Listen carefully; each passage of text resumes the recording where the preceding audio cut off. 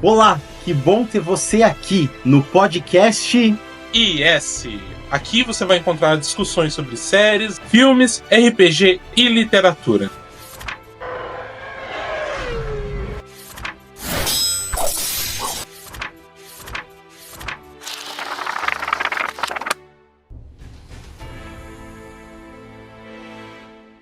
Olá pessoal, podcast IS no ar. E hoje eu não estou sozinho duas vezes, porque antes é a presença do Ellison, geralmente, que está aqui. O Ellison não está conosco hoje. O Ellison, estamos sentindo a sua falta, chorando por todos os lugares possíveis no corpo. Bom, você que nos acompanha, que escuta o podcast IS, que toma banho com a gente escutando o podcast, que fala com a gente, que manda mensagem. Estamos aqui com dois convidados. Mas antes de apresentar os convidados e dizer do que se trata o episódio de hoje, vai uma palavra aí sobre as nossas mídias sociais.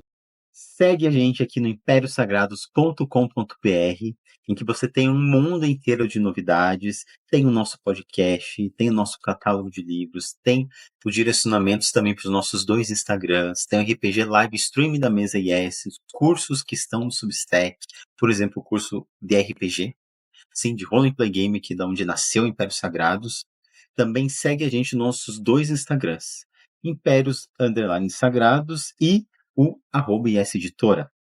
Também pedir para vocês ficarem atentos que, pelo nosso site, vocês podem colaborar com a inscrição para manter o blog funcionando, manter o podcast em dia funcionando, também as lives de RPG, para que a gente possa cada vez melhorar o conteúdo que a gente está produzindo.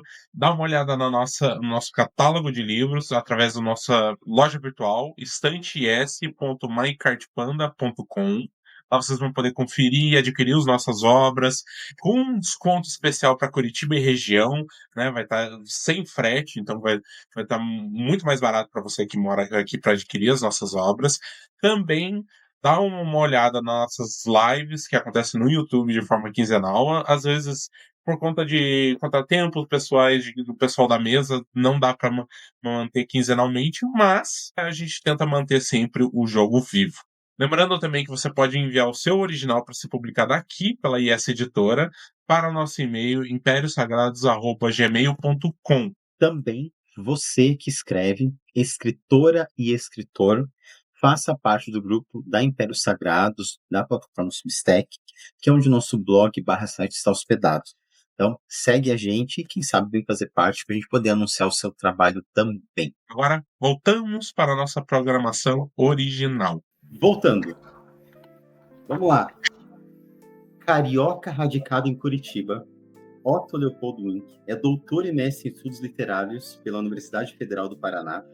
Em 2006 foi vencedor do prêmio da Academia Letras da Bahia, com o romance Jabó, publicado no ano seguinte pela editora Garamond. Em 2012 recebeu o prêmio Governo de Minas Gerais de Literatura, na categoria Poesia. É autor, entre outras obras, de Cosmogonias, 2017, livro de poesia, e Que Fim Levaram Todas as Flores, 2019, romance, ambos pela Cópia Editorial. E a obra de hoje que nós vamos conversar com o Otto é Forte como a Morte. Bem-vindo, Otto. Beleza, estamos aí. Que bom estar contigo aqui. Obrigado por aceitar o convite aqui da Casa IS, da DS Editora. E agora, nosso convidado, Fábio Pires, tem 48 anos, nasceu no Rio de Janeiro, onde mora até hoje. É escritor, revisor, editor, redator e tradutor que tem 2 livros lançados, Pelos Velhos Vales que Vago e Flores Marginais em um Jardim Sujo, e várias contribuições para a revista Revise e Incômoda. E o livro que ele está lançando agora, dia 5 de dezembro, aí no Rio, eu digo aí no Rio, porque eu sou em Curitiba, né? É o Café Entre Escombros, que saiu aqui pela IS Editora. E aí, Fábio? Tudo bem? Boa tarde a todos. Otto, Cris. E vamos nessa, vamos conversar um pouco. Eu quero começar de imediato, de sola, primeiro com uma citação do livro Forte como a Morte, uma citação, e aí a gente abre, Fábio, para as primeiras impressões e começa a bater um papo com o autor. Vamos lá. Deus não queria o nosso sofrimento, dizia Padre Hugo. Jesus viera para que todos tivessem vida e a tivessem em abundância. Mas o certo é que nós sofríamos. Ah, se sofríamos. E a nossa vida muitas vezes era escassa, rala, como se suas raízes cavassem um solo seco, arenoso, ruim de nutrientes. Todavia, em vista da situação, Rosália até que não podia se queixar. No bairro onde morara, na capital, já vira mãe perder filho por dívida com tráfico, mulher perder marido executado pela polícia, filha perder pai atropelado na canaleta do expresso. Certo dia, um belo garoto da vizinhança amanhecera com um tiro na têmpora. Nem um bilhete, mas tudo indicava suicídio. No velório, a certa altura, apareceu um homem de boné óculos escuros, que entregou ao pai do rapaz um pedaço de papel dobrado. O pai abriu e viu uma porção de cifras. O que era aquilo? O montante da dívida que o filho deixara na biqueira. O bastante para comprar um carro. O pai se recusou. Aquilo era absurdo. Foi a polícia, ligou para o jornal, falou com o presidente da Associação dos Moradores do bairro. Resultado: 2 meses depois, foi encontrado numa valeta a boca cheia de formigas. Não. Em vista dessas histórias, e de outras que ouvira mais tarde, ao entrar no movimento de lideranças assassinadas a sangue frio por pistoleiros ou policiais, Rosália não podia se queixar. Mas bem que ela comeu seu quinhão do pão que o diabo amassou. Trabalhara de doméstica, auxiliar de serviços gerais de uma escola particular, operária de uma fábrica de plástico, doceira na confeitaria de um bairro de classe média, beneficiando-se das fórmulas de Dona Florentina na competição de gulodices polonesas. Uma vez, numa casa de família, o dono irromperam no seu quarto, braguilha aberta, mandando pega. Felício também tivera sua cota no mesmo bocado de pão. Entre outras ocupações mais incertas, fora jardineiro, servente de pedreiro, entregador de galões de água mineral, segurança particular, embora na maior parte do tempo tenha permanecido desempregado, ou de ocupação indeterminada. Primeiras impressões minhas do Forte como a Morte, aqui do Otto, é um livro que me lançou assim a uma realidade, como diz Lacan, ao encontro com o real de uma forma visceral. Fábio, você gostaria de dar uma reconstruída na história para a gente falar com quem está aí escutando a gente, que talvez não tenha contato com a obra? Eu vou falar de uma maneira bem fresca, né, de quem terminou há cerca de uma semana atrás a leitura do livro. Ele impacta, pelo menos a mim, né, impactou bastante, porque ele mistura fé, política, violência de uma maneira que nem todo mundo consegue fazer. Eu, particularmente, não vi até então.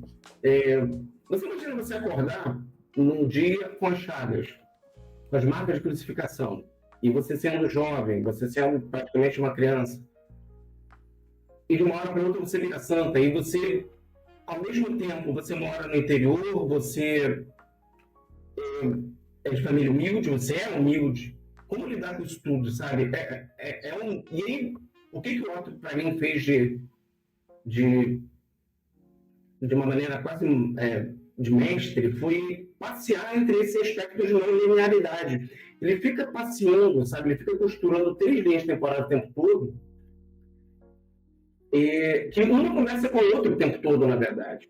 Então, quando você começa o livro, você não imagina a maneira como ele vai terminar. Ele é bruto. Ele bate, uma bate de mão aberta. Só que ele ensina um bocado. E, na verdade, o que mais me deixou tocado é a questão da violência social, né? Isso que, para mim, sempre toca muito em qualquer coisa que eu vá ler. Ela cresce, não vira freira, ela vira uma sem terra, sabe? E aí você olha assim, caramba, a gente está lidando com o social nu e cru daquilo que a gente tem aqui hoje em dia e do que a gente sempre teve, na verdade. Então, esse tapa na cara é que outra coisa que eu gostei muito é o lance da voz ausente. A Rosália, ela não fala, sabe? Ela é interpretada, ela é falada, ela é usada, mas ela não fala o tempo todo. Ela não é uma parte oral do livro em si, e ela está ali sempre. Ela é o que tudo gira em torno dela, ao mesmo tempo ela pouco fala.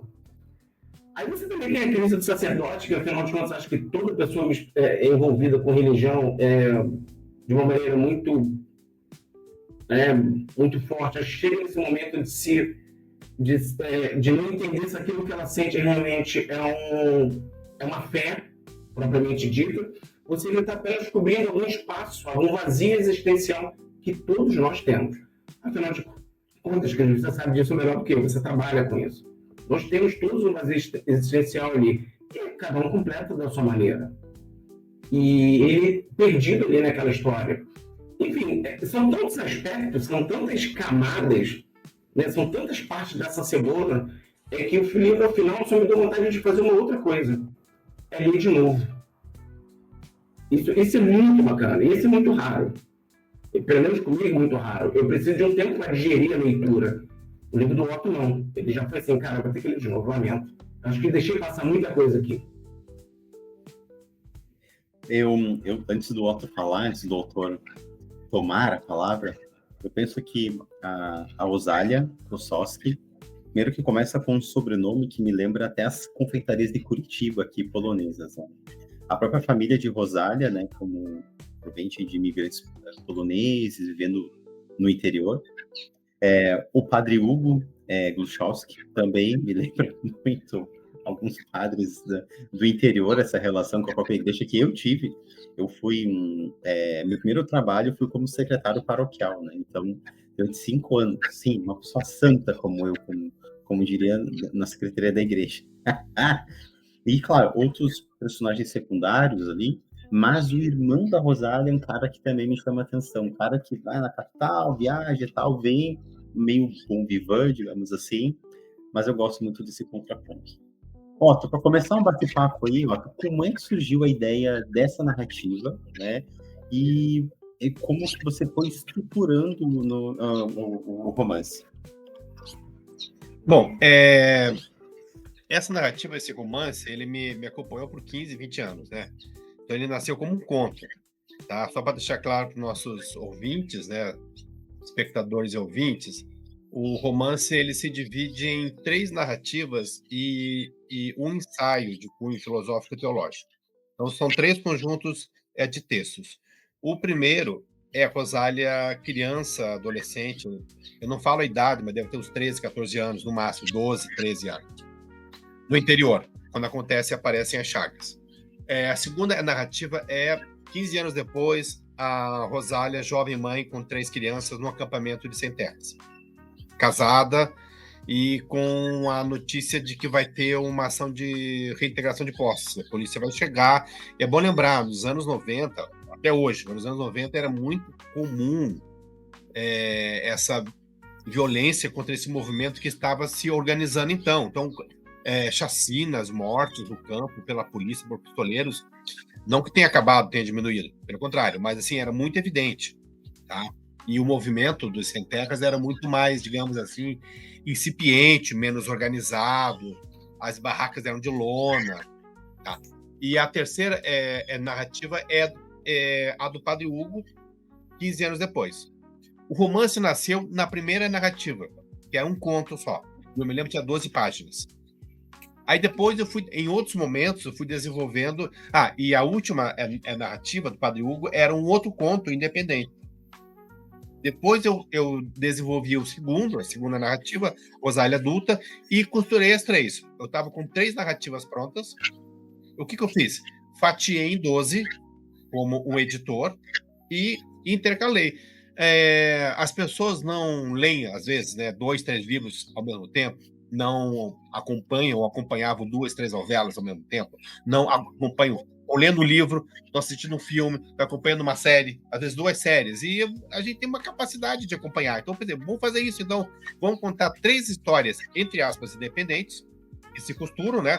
E aos poucos vai entendendo que é a mesma história, e ver se o leitor consegue acompanhar essas 3 histórias. Então, são 3 enredos, 3 desenlaces, que no final se encontram, né? O final da história daquela menina que apareceu com as chagas, o final da história da Rosália, jovem mãe, casada, com 3 crianças pequenas, a polícia, etc e tal, e a história daquela noite, né, do Padre Hugo, que está relacionado à segunda narrativa, né? ele era o assessor daquele acampamento, e que é numa missa do Galo, né? E ele tá ali, né, já numa família, numa paróquia de classe média, meia-idade, desiludido, e aí no final acontece uma cena que faz juntar tudo, né? Eu não vou contar aqui, não vou dar spoiler, né? Já dei alguns spoilers, mas não vou dar o spoiler principal, que junta tudo. No final, essas três pontas, né, se juntam e se unem como uma rosácea. Aquele vitral em forma de rosa na fachada das catedrais góticas, como eu cito no final. Então, essas histórias me acompanharam por 15 anos, reescrevendo, deixando na gaveta, retomando. Então, foi um processo longo, né? Eu não fiquei só envolvido com esse romance, escrevi outros romances, outras histórias, por anos na gaveta, né? Mas foi um processo que exigiu bastante tempo, né? Então, e o final foi o trabalho de edição, digamos, né? Pegar as três narrativas, mais aquele ensaio, e juntar, colocar as epígrafes da última retocada. Então é isso, né? Do ponto de vista formal, né? Do ponto de vista temático, eu abordei temas, né, que me tocam, né? O Flaubert já dizia, só vale a pena escrever um livro sobre um assunto que te incomoda, que te toca, que te comove, que te afeta, né? Não, senão você é ghostwriter de si mesmo. Escreve sobre algo que não te afeta. Né? Tem que afetar. Pode ser escrever sobre um outro personagem, uma outra pessoa que não tem nada a ver com você, mas aquela história tem que te incomodar, tem que te afetar. Então, a questão da política, da desigualdade social no Brasil, das questões de gênero também, né, que estão juntas, né, o patriarcado, a desigualdade social de gênero, está tudo junto no Brasil, né, no mundo. E a questão da fé. Que eu tenho a seguinte impressão, né? Eu acho que é na política, não só a política no sentido partidário, mas na militância ou política, com P maiúsculo, no sentido, né, preocupar com a polis, e na religião, na fé, que se manifestam as melhores e as piores qualidades do indivíduo. Então, os santos e as santas e os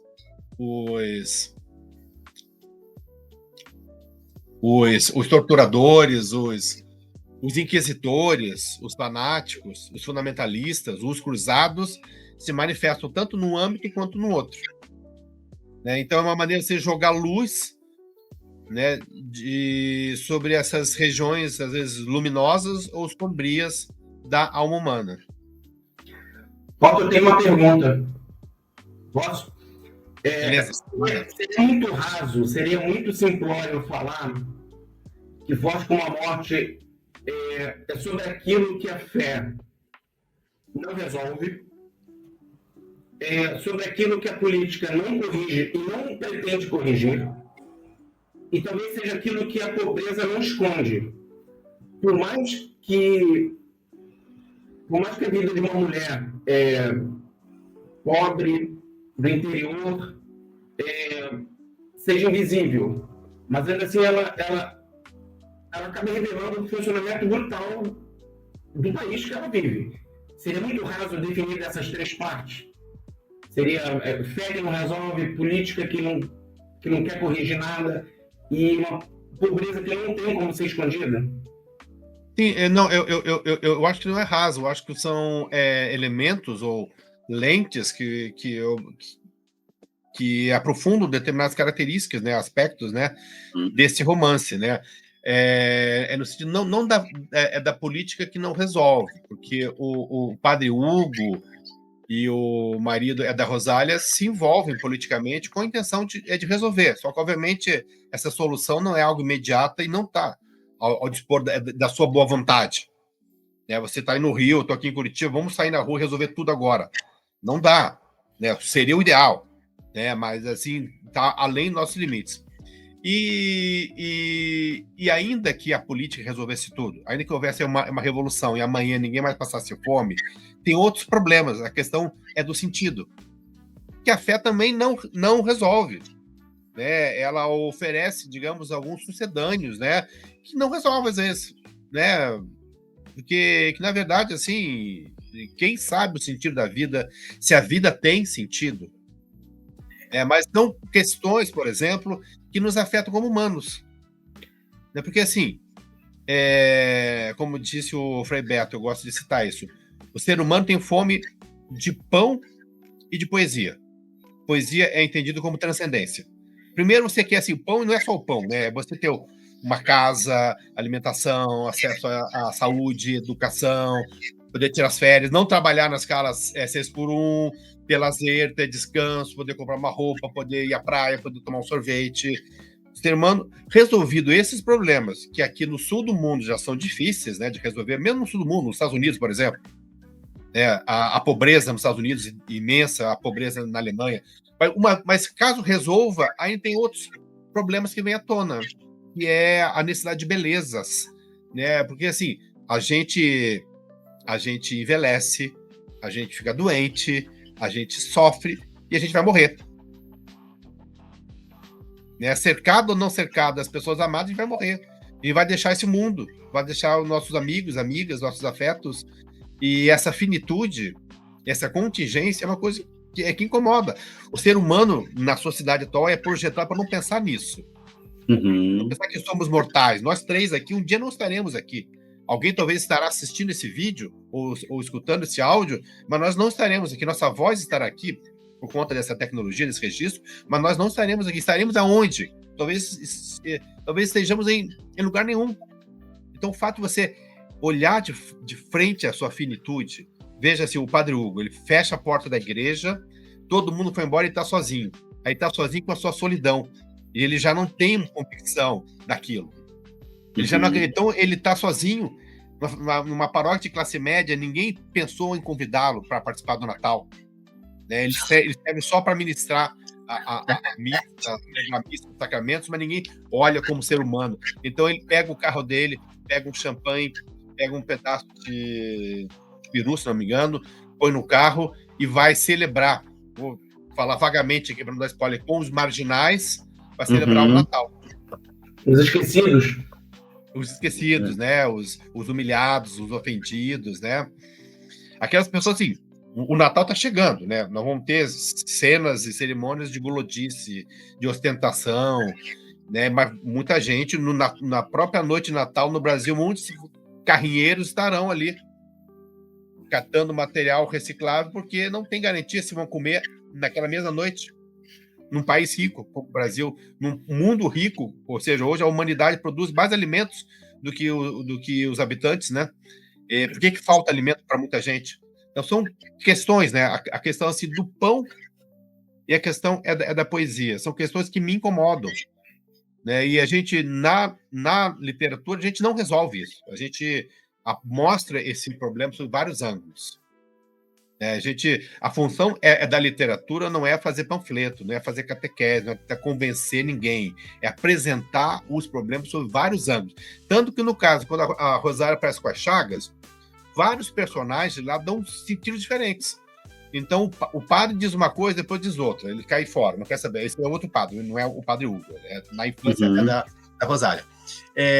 Um especialista em parapsicologia dá uma explicação ali, racional.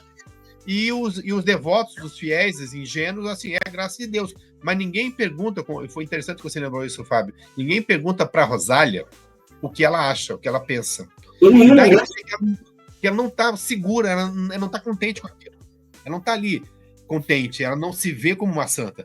15 anos depois, ela é adulta, aí sim você tem acesso à mente dela, mas ela não gosta de lembrar. Não foi, é uma experiência prazerosa para ela, não viu aquilo como algo bom, algo que faça sentido. Ela quer, lembra que ela acorda ali, tem um pesadelo e olha para as mãos, graças a Deus. Você percebe que ficou um trauma, não é algo. Então, aí você tem acesso, na segunda narrativa, aí você tem acesso à mente dela. E ela, assim, é uma jovem mãe, 3 filhos, um recém-nascido, um marido meio irresponsável, que se envolve numa briga. Isso é as questões de gênero no Brasil. Né? O trabalho de cuidado, ele fica todo sobre as mulheres.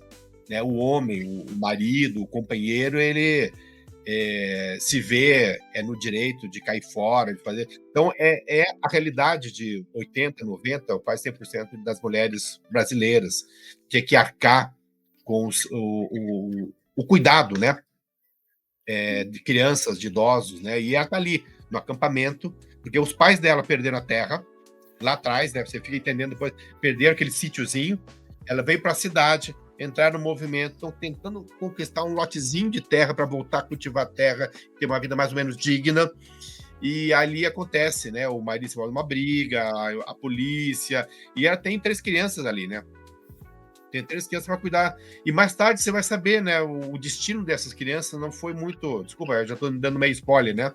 Não foi muito tranquilo, né? Porque a função da literatura não é trazer apaziguamento. Quando você fecha um livro, termina de assistir uma série, um filme, você fica tranquilo, que bom, final feliz. É apenas entretenimento. Então, minha próxima pergunta já foi por água abaixo. Oi? Minha próxima pergunta foi por água abaixo. Porque o desconforto que você produziu durante o livro inteiro era intencional. Eu já vi que foi. Beleza. A literatura não tem que dar respostas. Maravilha, mas também você entupiu todo mundo de perguntas. Percebeu isso? Por exemplo, o livro não é para te consolar. Esse em específico não te consola, ainda bem que não, porque a história não pede isso. Mas ele te joga em perguntas e te deixa lá. Você termina o livro e as perguntas estão lá, cara. E nesse desconforto, é o que eu acho que é o que faz o livro importante, sabe? É o que faz o do Forte como a Morte, um livro que te deixa matutando, que me deixou com aquele desconforto final a ponto de, porra, eu vou ter que ler de novo. Sabe? Não é para sentir o desconforto de novo. É para ver se eu consigo achar alguma resposta. E aí que você me disse que o desconforto é intencional, minha pergunta foi por água abaixo. Porém, a resposta é tão completa que algumas daquelas perguntas também já foram respondidas. Ainda assim, eu tô... E tem alguns personagens que consolam, não porque eles dão resposta, porque eles são humanos. Com defeitos, são humanos. A própria Rosália, os pais dela, na sua simplicidade, na sua... né, sim, os pais dela são muito bacanas. O Dr. Günther, que mesmo assim, ali meio fora da casinha, digamos, né? Ele é uma pessoa interessada, que ele é uma pessoa que não tem fé, não é católico, né? Ele é de tradição luterana, mas não é praticante. Ele é cético, né? Mas ele tem um interesse, não apenas médico, né? Ele é médico, acompanha, né? Mas um interesse humano por ela, tá preocupado com ela, né? Então tem o próprio Padre Hugo, acho a grande figura humana, né? Porque você acompanha pela memória dele, todas as fases dele, o entusiasmo, a militância e o desencanto agora. É uma pessoa humana. Você não é nada mais humano do que o desencanto. Né? Porque nós estamos aqui diante de um psicanalista, né? O Christian, né? O que é o desencanto? Você crescer, você sair de si, sair do útero, deixar a casa paterna e materna, né? Você descobrir que você não é o centro do mundo, como você pensava. Você não é o teu corpo, é um corpo distinto do corpo da mãe. E aí você se sente órfão, se sente desamparado. A experiência é da criança no primeiro dia de escola, no primeiro dia de creche, de escola, de trabalho, de rua. E ele vai trazer esse desamparo. Por isso que as religiões no passado foram organizadas para dar resposta ao que não tem resposta. Esse desamparo. Né? E eu acho que esse desamparo ele é criativo, não devemos fugir dele. Ele é criativo no sentido que ele produz inquietação, e a inquietação produz formas de tentar lutar contra um pouco desse desamparo. Né? Se o mundo não tem sentido, nós podemos nos dar as mãos e contemplar o abismo juntos, em vez de contemplar sozinhos. Eu penso que é justamente isso, né, Otto, que a obra traz. E quem está escutando a gente, eu quero trazer para vocês algo que talvez, para quem já leu o livro do Otto, Forte como a Morte, não é? Vai se identificar que, como eu disse no meu caso, eu trabalhei em uma igreja. E também conheci um padre, né? Em que ele era do Movimento Sem Terra. E isso me trouxe muitas lembranças, assim, porque quando eu estava lendo a obra, eu ficava pensando assim, nossa, parece que eu estou naquele momento indo para... eu visitei alguns acampamentos, não é? Ver aquela realidade. E desde o início da narrativa, Otto, a Rosália, especialmente a família dela, o pai e a mãe dela, foi onde a obra mais me pegou no início. Não foi nem as chagas, foi a relação com a família, né? Da mãe lá preocupada com os afazeres, do pai também preocupado, dessa dinâmica que me parece que o pai vai se começando a se questionar. Porque a gente tem notícias lá no final da narrativa depois de como é que foi o fim da vida deles. Né?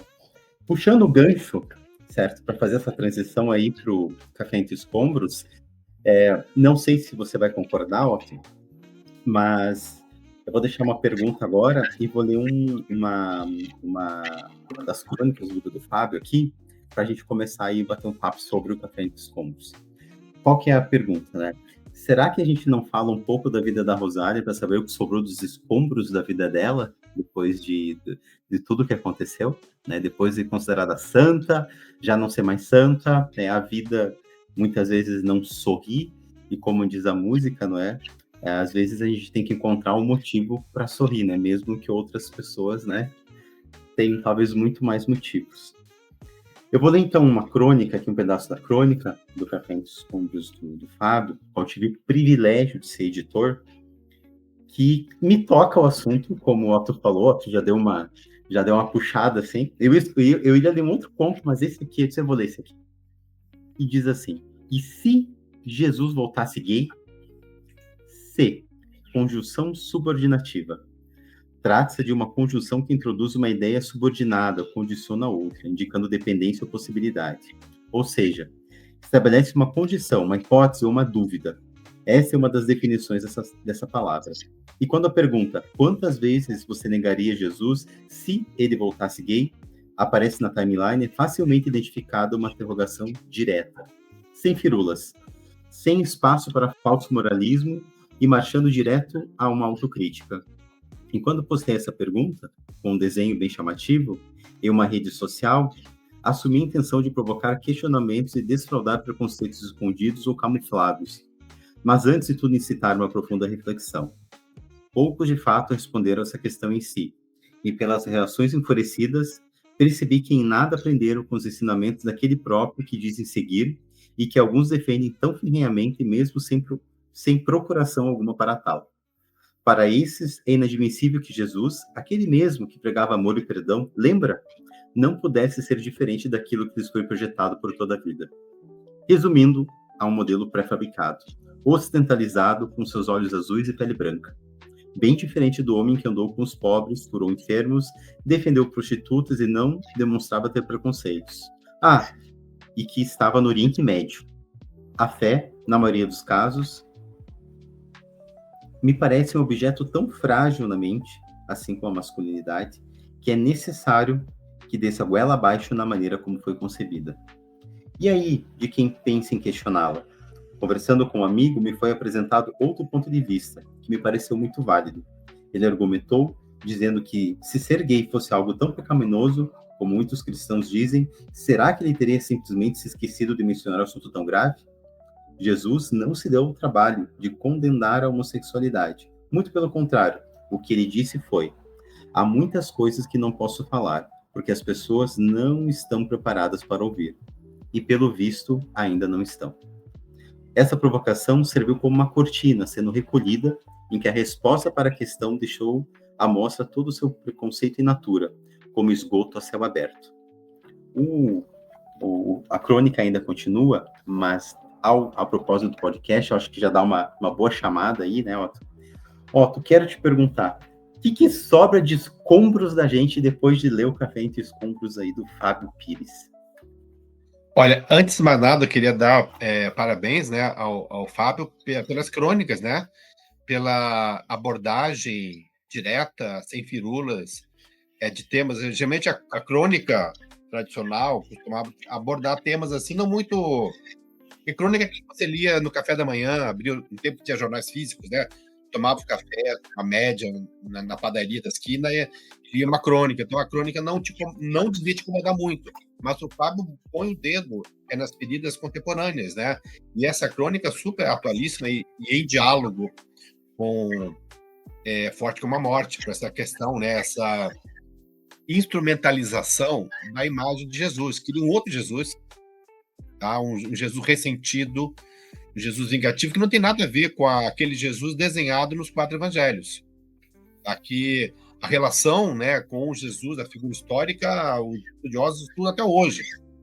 Né? Porque uma coisa é o que ele fez, falou, e outra coisa é que ele foi registrado 40, 50 anos depois, outra coisa é aquilo que é dito hoje.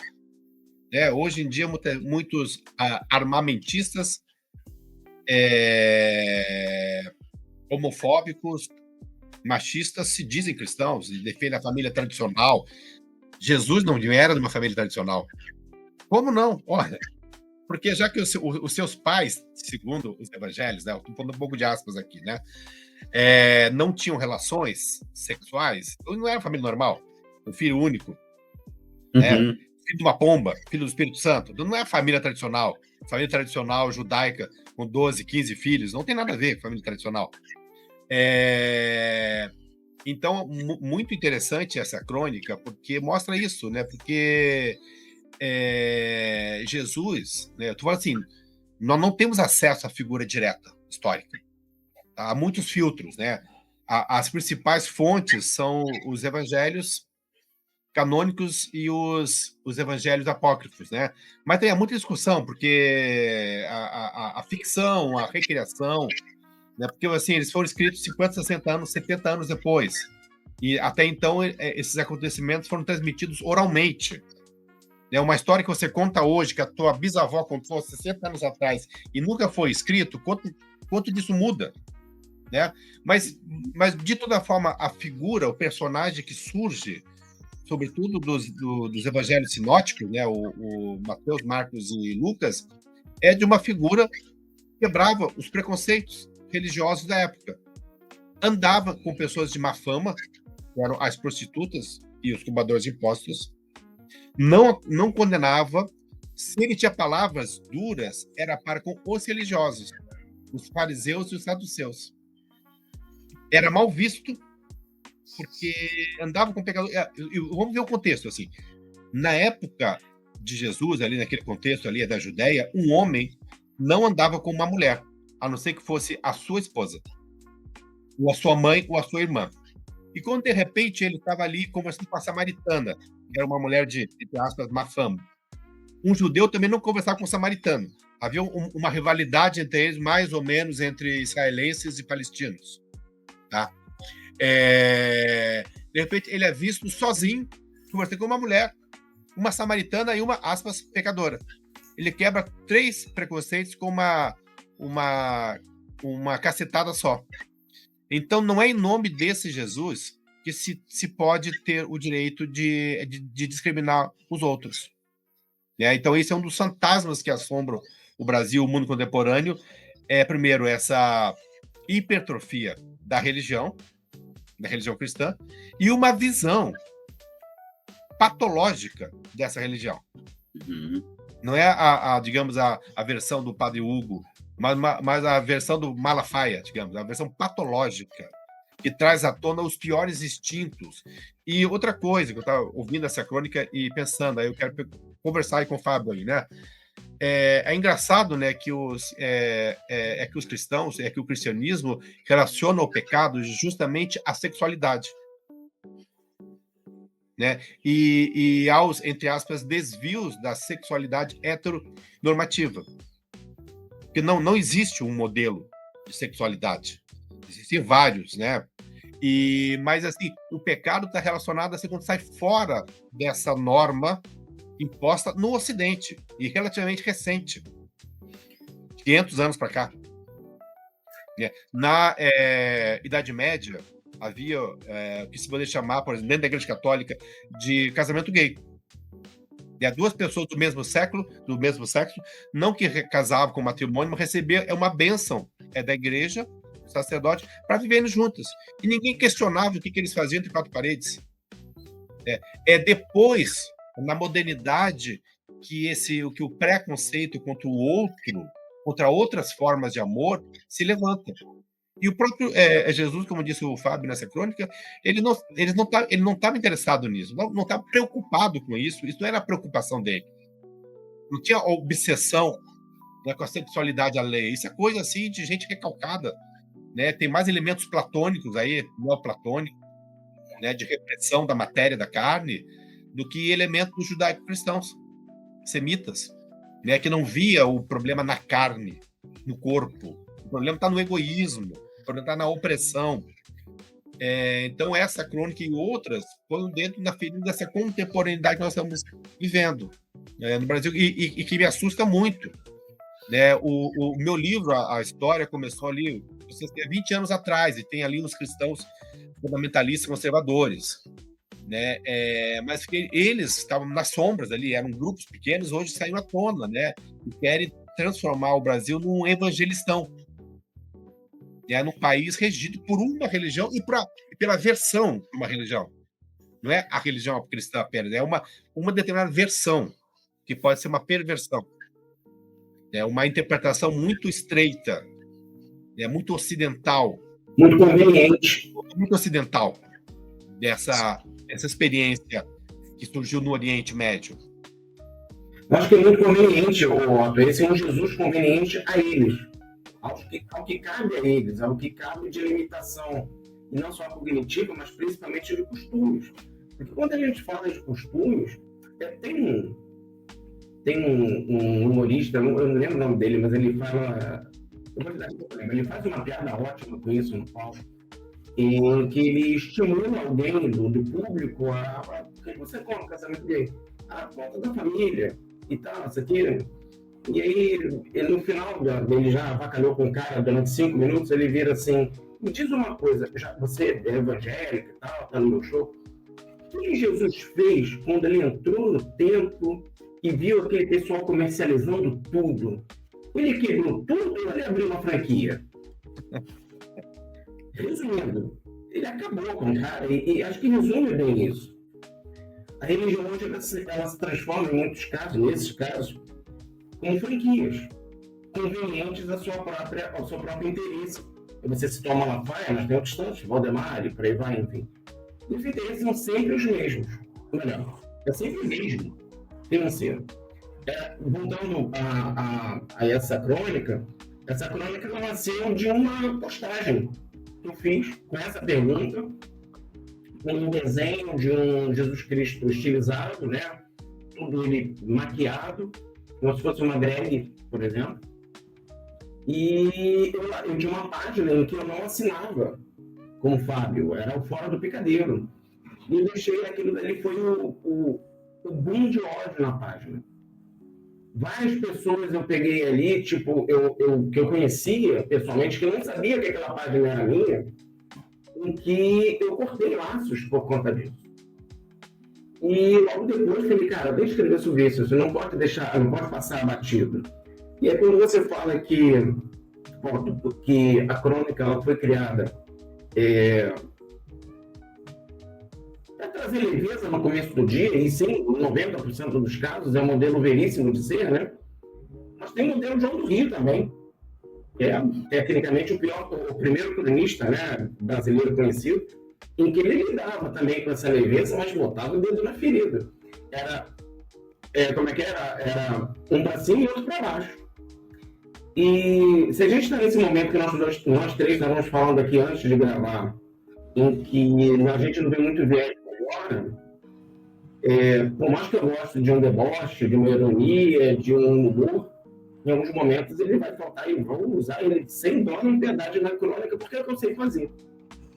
E aí ele volta lá no comecinho do que você falou, não adianta a gente escrever, atuar, no meu caso como músico, fazer algo muito fora daquilo que você goste. Primeiro que você vai estar se estuprando, né? Você vai estar se incomodando, você vai estar até um autoflagelo, vamos dizer assim. E entra muito na base do conhecer. O que eu sei fazer hoje, 2025? Eu sei fazer crônicas, eu gosto de fazer crônicas, me sinto à vontade em olhar para elas de uma maneira em que eu posso fugir um pouquinho do hábito. O hábito de fazer crônica leve, e eu tenho alguns também, eu sei disso, Mas se naquele espaço me permite o dedo na goela, vai ser o dedo na goela. E porque eu não vou ter outra maneira de fazê-lo. Eu tenho certeza absoluta que hoje eu não tenho a capacidade de escrever um romance como o seu, por exemplo, soando verdadeiro. Entende aquilo que você falou? Então, assim, eu acho que a gente tem caminhos abertos, e esses caminhos têm que ser usados para pensar e preencher de perguntas. Vou ter as perguntas que eu falei sobre o Forte como a Morte. Encher as perguntas, as pessoas de questionamento. Da mesma maneira como essa postagem incomodou uma crônica, que para mim é uma das que eu mais gosto, eu tenho orgulho de ter escrito ela, dessa mesma maneira eu consigo enxergar, eu recebi, perdão, outras pessoas também apoiando. Tipo, cara, é isso mesmo. Sabe o que é mais bacana? Você não é gay, você não é LGBT, mas você tá aí. Eu falei, cara, e daí? Eu vou deixar acontecer? E aquilo já vinha me incomodando. Então, eu falo que essa crônica, na verdade, a postagem, foi um divisor de águas. Muitas pessoas foram pro limbo do meu esquecimento, e acho que para elas foi bom, para mim foi melhor ainda. E me fez refletir, porque toda perda tem um ganho, né? Depende do ponto, né? Para alguém perder, alguém tem que ganhar. E eu acho que ganhei um bocado nisso, porque eu abri espaço para conhecer pessoas como o Cris e que me proporcionou conhecer você. Quem disse que isso não foi um ganho? Né? Eu penso... Se eu tivesse escrito isso, talvez eu não tivesse tido tanto estímulo da IES como do Cris para juntar todas essas crônicas no Café de Escombros. Tudo solto. Todas elas soltas. E quem disse que não houve ganho? Houve um ganho. No primeiro momento, um punhado de perdas de contato, de pessoas, familiares, ainda bem. Eu aposto que isso aconteceu com vocês dois e aconteceu com quem está ouvindo a gente. Eu penso, sabe? Exatamente. Fábio. Fala, Cris, não, pode falar. Não, pode falar. Não, pode falar, depois eu falo aqui.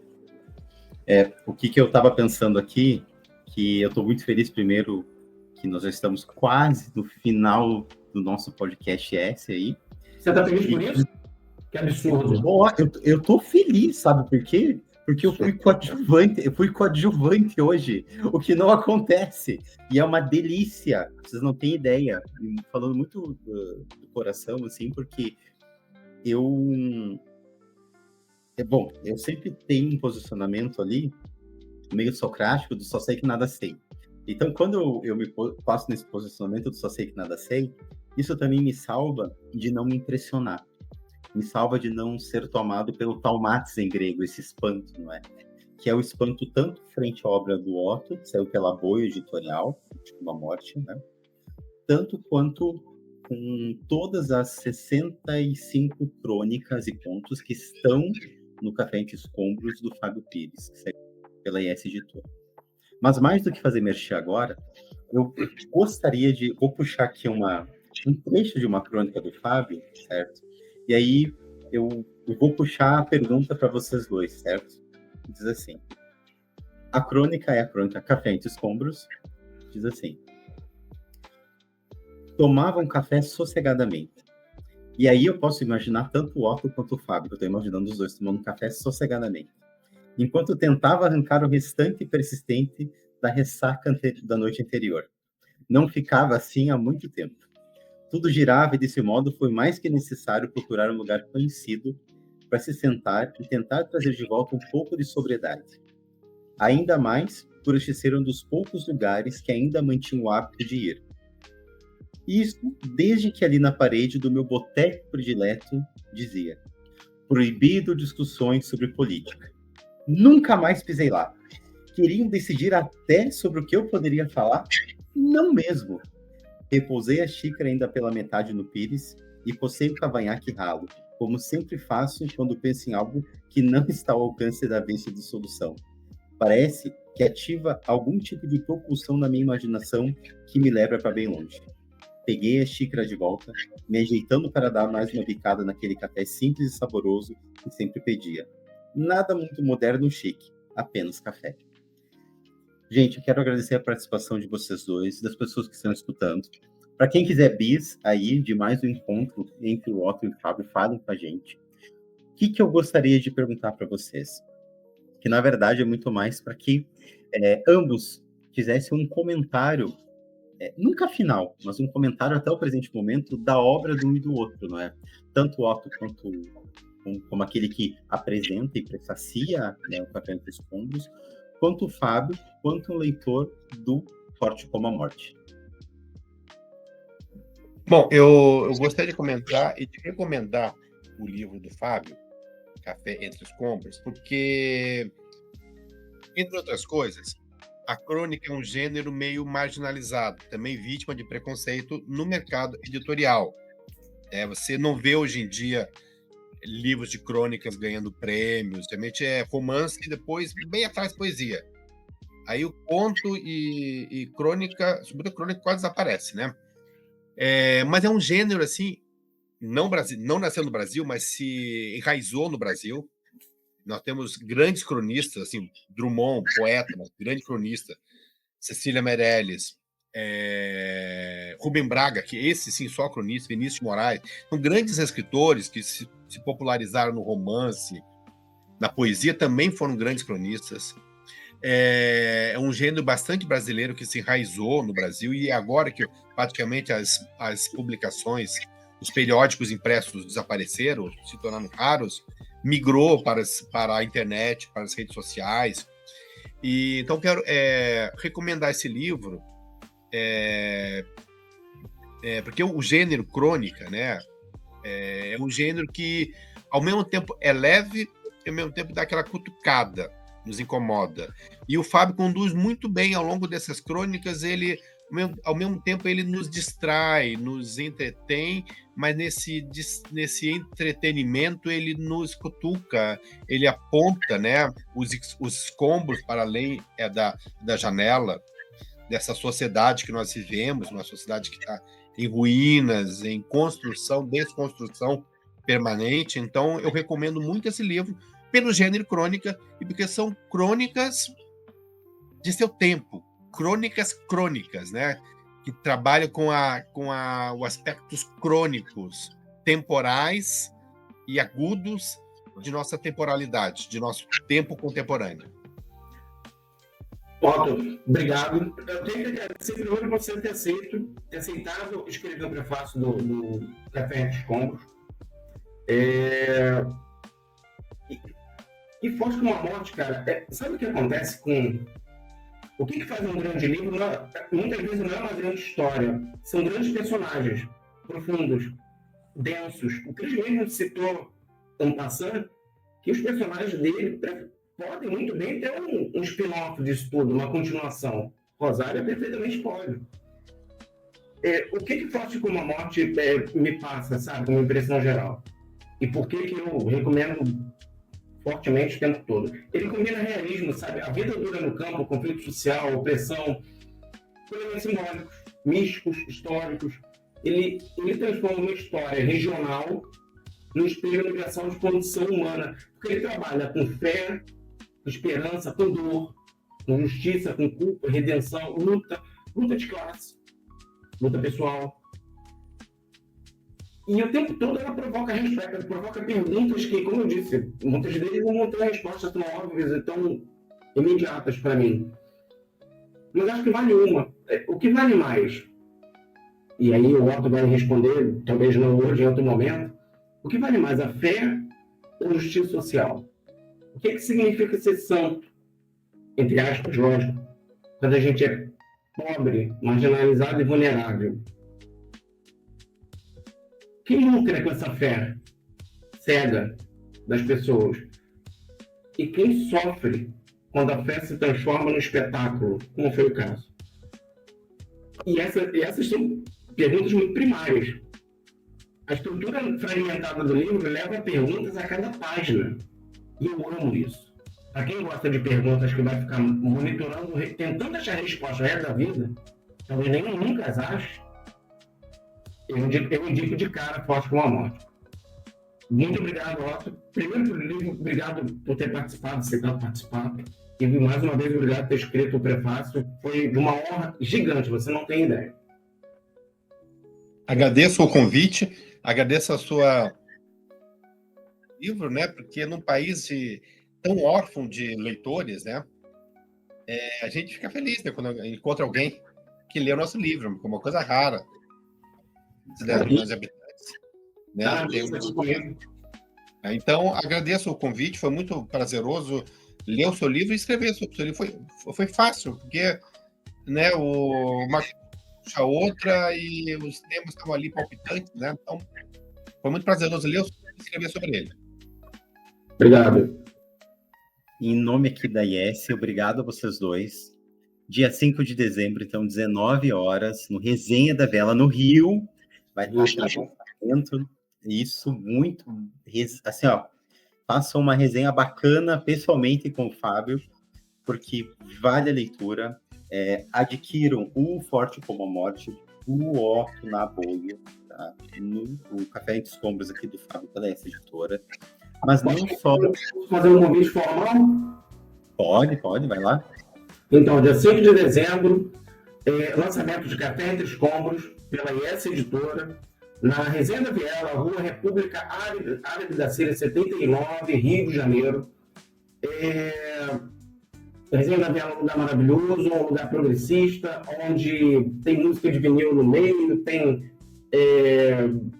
Laricas. Imagina o nome do local onde serve sanduíche, comida, cerveja, Laricas.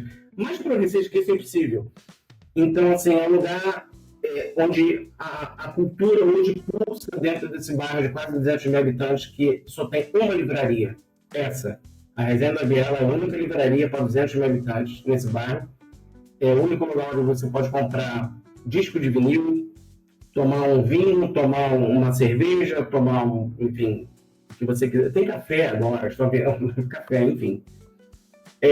O lugar é maravilhoso e eu espero de coração que todos possam aparecer. Eu ficarei imensamente feliz.